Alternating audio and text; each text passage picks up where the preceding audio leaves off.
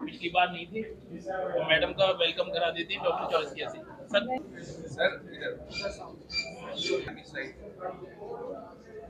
आपको पता है आज हम वर्ल्ड हार्ट डे सेलिब्रेट के लिए असेंबल हुए यहाँ पे। इसी थीम में आज हम लोग आर्टिमिस का जो कार्डियक विंग है जिसमें बाईपास सर्जरी, टीम, एंजियोप्लास्टी ये सब जो करते हैं, पूरे के सारे एक्सपर्ट्स आज हमारे यहाँ साथ हैं। जिसमें बच्चों के हार्ट के सर्जन भी हैं, एडल्ट कार्डियक सर्जन भी हैं, टावी प्रोसीजर जो कि एक यूनिक प्रोसीजर होता है उसके एक्सपर्ट भी हैं, ईपी के एक्सपर्ट भी हैं और एंजियोप्लास्टी के एक्सपर्ट भी हैं।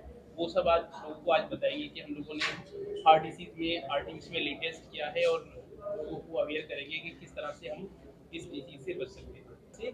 उसके बाद 1 by 1 सब लोग अपने बारे में। हार्ट की उन जटिल बीमारियों के लिए किया जाता है जिनमें दूसरे ट्रीटमेंट के तरीके सक्सेसफुल नहीं होते हैं।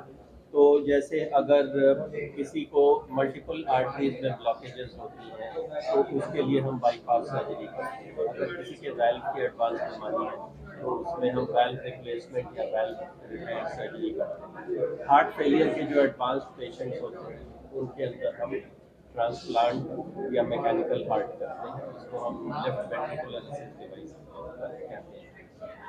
एक बताने की बात ये है कि अक्सर मरीज ये पूछता है कि मैं बाईपास करा के जाऊंगा तो ये कितने साल चलेगा और उसके बाद क्या होगा। मैं ये कहना चाहता हूँ कि एक तो बाईपास के रिजल्ट्स अच्छे हैं और लंबे टाइम तक पेशेंट अच्छा रहता है।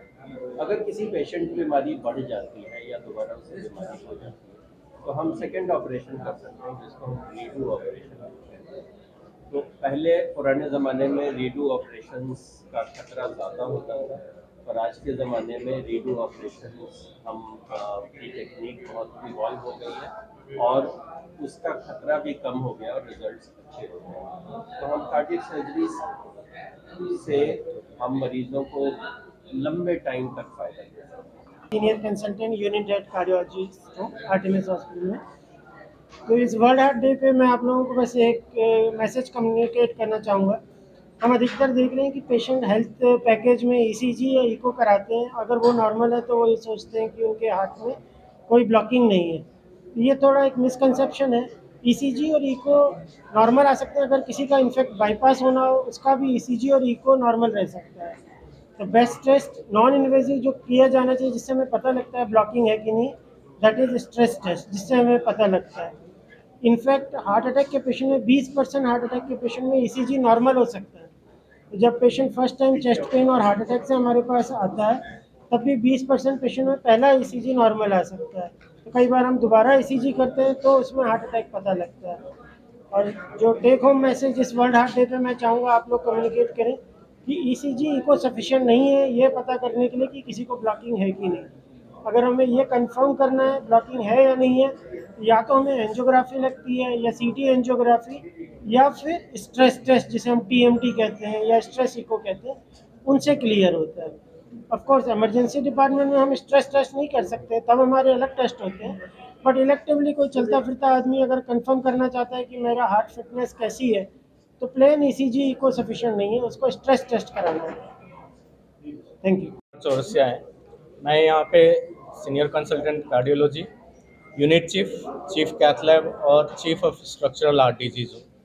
बेसिकली जब हम स्ट्रक्चरल हार्ट डिजीज़ बोलते हैं तो हार्ट की नस छोड़ के बाकी जितने भी बीमारी हैं उसको हम लोग देख रहे होते हैं। जैसे कि हार्ट की वाल्व की बीमारी, पहले पुराने टाइम में ये होता था कि सब वाल्व की बीमारी को सर्जरी के द्वारा ही ट्रीटमेंट किया जाता था, मगर अब जो सर्जरी से नहीं हो सकते हैं, एकदम सिक पेशेंट हैं, उनमें भी वाल्व की सर्जरी किया जा सकता है।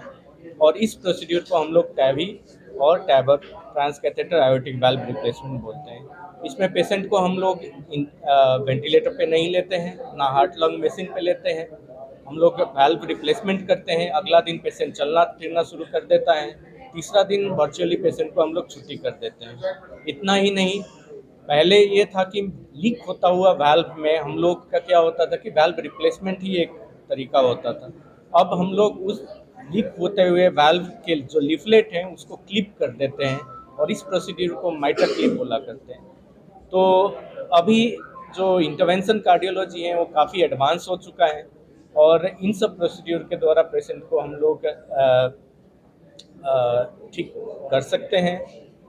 कहने का मतलब ये है कि अभी के टाइम में अगर कोई भी हार्ट की बीमारी है तो आप लोगों को डॉक्टर के पास जाना चाहिए, अपना ट्रीटमेंट लेना चाहिए। ऐसा नहीं है कि ट्रीटमेंट नहीं है, सब बीमारी का अभी ट्रीटमेंट अवेलेबल है।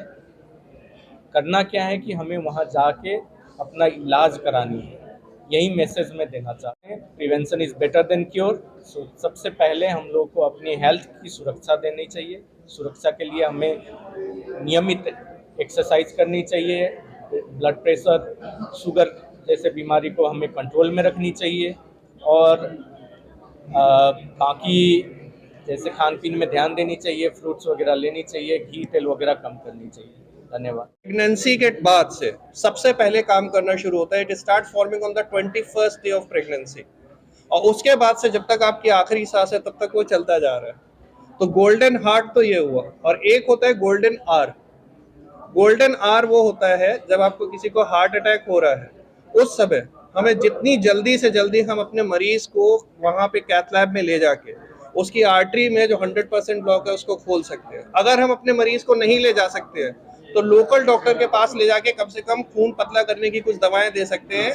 कई बार क्लॉट उन दवाओं से भी डिसॉल्व हो जाता है। हमारा पर्पस ये है उस गोल्डन आवर में विदिन 90 मिनट्स हमें वो आर्टरी खोलनी है। अगर हमने वो आर्टरी खोल दी, चाहे दवाओं से चाहे स्टेंट डाल के एंजियोप्लास्टी करके, उस हिस्से में ब्लड फ्लो एस्टेब्लिश हो जाएगा और हम हार्ट की मसल्स को बचा सकते हैं। अगर हार्ट की मसल्स को हमने बचा लिया तो हमारे पास हार्ट फेलियर जैसी तकलीफें नहीं आएंगी। हमारा लाइफस्टाइल सबसे खराब है, डाइटरी हैबिट्स एकदम बेकार है और फिजिकल एक्टिविटी हम में से 50% लोगों की हार्डली कुछ है।